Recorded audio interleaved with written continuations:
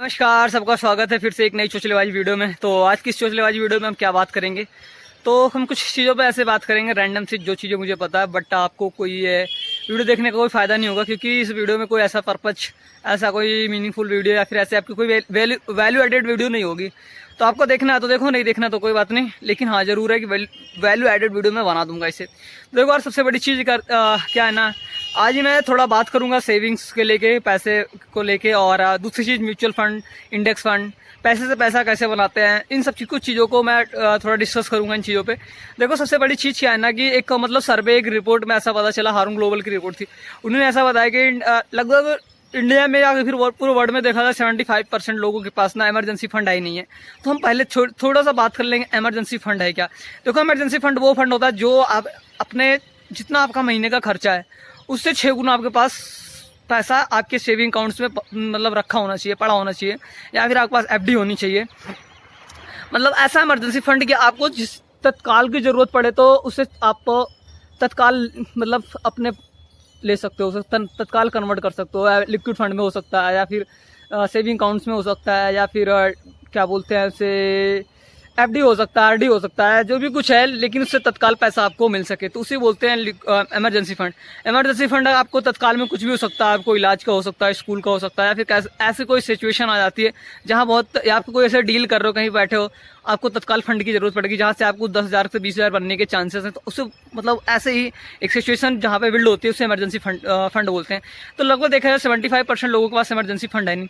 दूसरी चीज़ देखा जाए कि जो लोगों के आज सेविंग का है ना कल्चर, वो उतना अच्छे सेविंग्स नहीं है, सेविंग नहीं हो पा रही। उसके पीछे 2 रीजन है। देखो, उसका पहला जो रीजन है ना, इस देश का जो कैपिटलिज्म है, पूंजीवाद है ना, ये आपको सेविंग करने देगा ही नहीं। क्यों नहीं था? क्योंकि कैपिटलिज्म, इनकी R&D, इनका जो मैकेनिज्म है ना, बहुत अच्छे अच्छे मेथड लाते रहते हैं, ऐसे से रिसर्च R&D करते रहते हैं, जिससे आपके पास ना पैसे सेव होने के चांसेस रहते हैं। अगर आपको पैसा सेव करना है ना, वेल्थ क्रिएट करना है ना, हेल्थ और वेल्थ ये दोनों भाई कंसिस्टेंसी में ग्रो करती हैं, और इसमें सबसे बड़ी चीज़ जो मेन भूमिका होती है वो होती है डिसिप्लिन।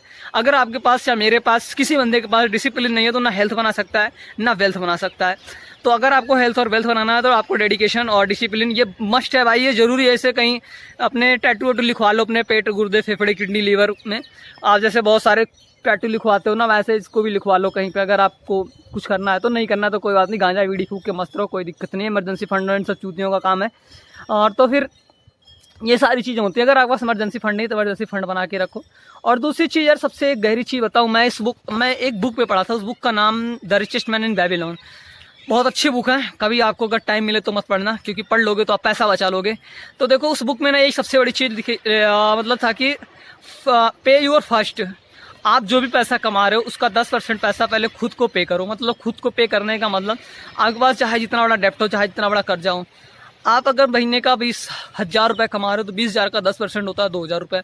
2,000 रुपये आप साइड में रख दो, बाकी 18,000 रुपये बचे खर्चे में। आप बच्चे पैसे में अपने पूरा खर्चे मैनेज करो, एजुकेशन, लोन, फीस, EMI, और जो भी कुछ है जिसका डेप्ट है, वो सारी चीज़ें। मतलब इसका एक रूल चलता है कि 70, 50, 20, 10 ऐसे करके एक रूल चलता है। तो अगर आप हर महीने सोचो 20% पैसा बचा रहे हो तो आपके पास कितना, 12 महीने में 24,000 रुपये होंगे। 24,000 रुपये को करना क्या, उसे खर्च नहीं करना। देखो, और उसमें एक चीज़, बहुत अच्छी चीज़ बताई गई थी the richest man in Babylon में, कि अपने बच्चों को काम पे लगाओ, फिर उसके बच्चों को काम पे लगाओ, फिर उसके बच्चों को काम पे लगाओ। मतलब क्या है, दैट इज इंपॉर्टेंट फैक्टर कि कंपाउंडिंग बहुत अच्छे से काम करना चाहिए उसमें।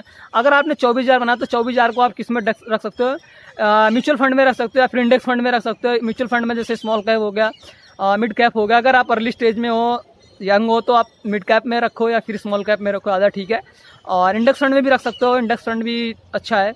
बट अभी इंडिया का जो मार्केट और अलग जगह, जैसे जॉन सी वोगल कहते हैं कि बहुत सारे ऐसे म्यूचुअल फंड है जो इंडेक्स फंड को बीट ही नहीं कर पाते, मतलब इंडेक्स फंड का इतना रिटर्न ही नहीं दे पाते।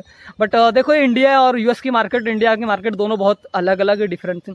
इंडिया में सिर्फ 3 से 4% लोग हैं जो फाइनेंशियल लिटरेट है, जो फाइनेंस के बारे में थोड़ा बहुत जानते हैं, और US में यही संख्या बहुत ज़्यादा है। यहाँ इंडिया में स्टॉक मार्केट बहुत ही कम लोग जानते हैं, बहुत ही कम लोग करते हैं, इसी की वजह से बहुत सारे साइबर, मतलब ये फाइनेंशियल स्कैम होते हैं, क्योंकि उनको फाइनेंस के बारे में ज़्यादा कुछ पता नहीं होता है, तो स्कैम हो जाता है।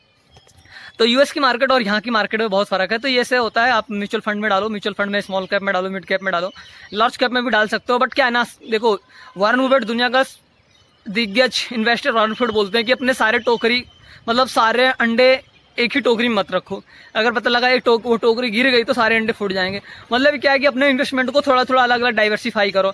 लिक्विड फंड में डालो, इंडेक्स में डालो, डेप्ट में डालो, और म्यूचुअल फंड्स में डालो। म्यूचुअल फंड में अलग अलग कैटेगरी में डालो, small cap, mid cap, large cap, इनमें डालो। और हाइब्रिड फंड में भी डालो, और गोल्ड में भी कुछ डालो। सॉवरेन गोल्ड बॉन्ड होता है उसमें डालो, एफडी में रख दो, आरडी कर लो, और क्या क्या होता है, और स्टॉक्स में कुछ रख लो पैसे। तो मतलब इन सारी चीज़ों को अपने पैसे को डाइवर्सिफाई करके रखो, फंड को डाइवर्सिफाई करके रखो।